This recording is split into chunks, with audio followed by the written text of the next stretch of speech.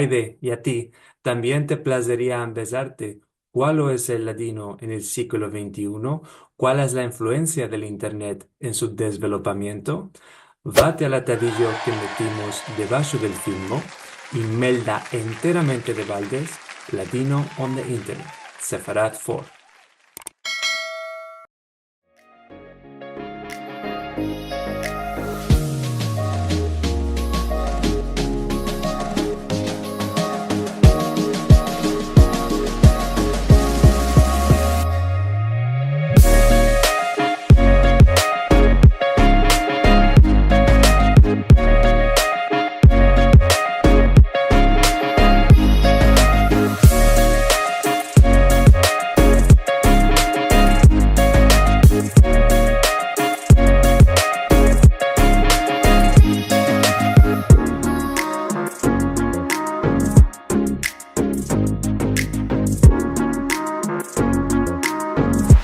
¿Qué pasó? Te voy a decir cómo aprendí, no lo aprendí. Fui creciendo y me hice bueno, me puse a estudiar español primero. Lo primero que hice fue estudiar con Hayem Vidal Sefija. Eso era en la época como, como el Máster 2. ¿En Sorbonne?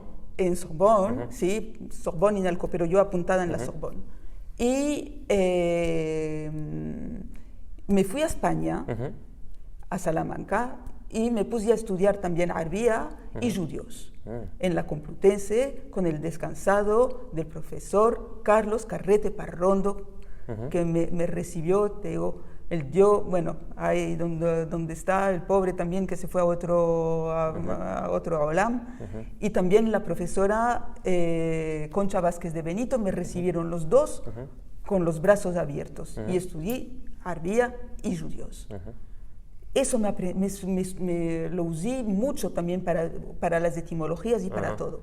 Entonces, los estudios de español, ¿verdad? Con eso sabes lo que es español de España y sabes lo que es Jaquetía. Puedes mirar una cosa y otra. Y ya después, cuando me puse a estudiar Arbía y tal, miré las etimologías.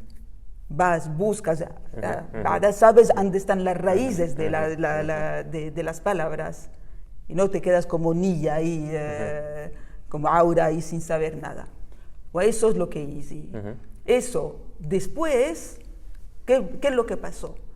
Eso fue el Máster 2, pero del Mazal por muchos motivos que ahora no voy a detallar. La tesis no la hice de Jaquetía, la hice de Siglo de Oro.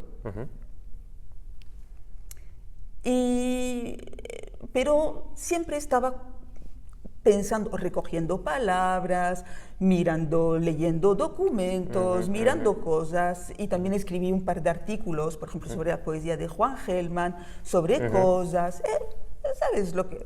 Hice el trabajo sobre Contrarreforma, Mirates, porque yo al nacer aquí tenía la cultura de mis padres, pero también la cultura francesa, el amor a la literatura occidental, al arte y a estas cosas. Entonces, las dos cosas. Y también quería aprender más también de la cultura cristiana.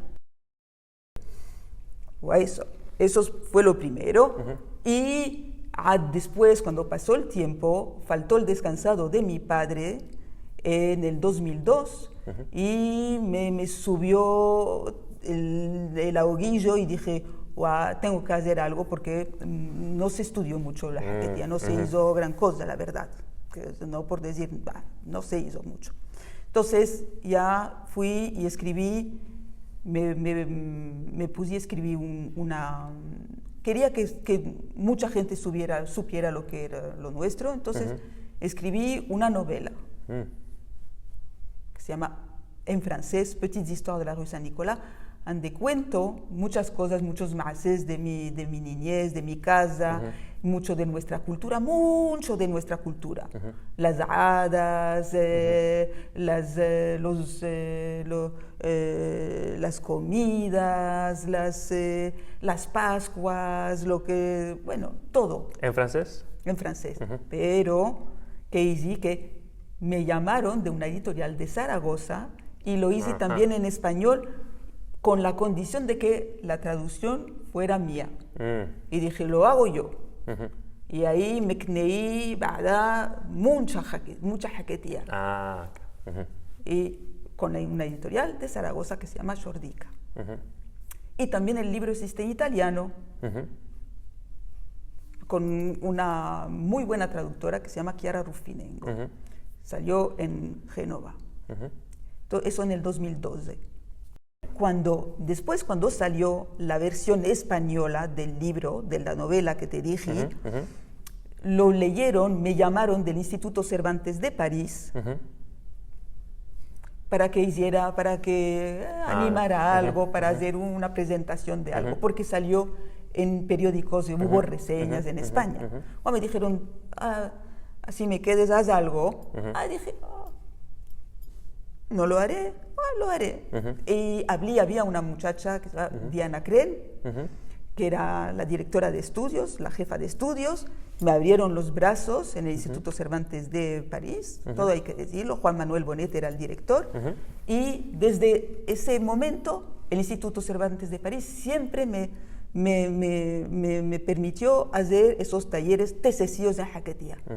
Lo de bueno, cómo nos fargeimos en ese Cervantes, siéntate, daca el té, la nana, daca el agüita de azahar, los bizcochitos, unas y otras, las señoras mayores, los jóvenes, cristianos, moros, el que quiera, todos, para el que sepa, lo diga. Y necesitábamos el que no supiera, para que preguntara, ¿sabes? Como en la Gada.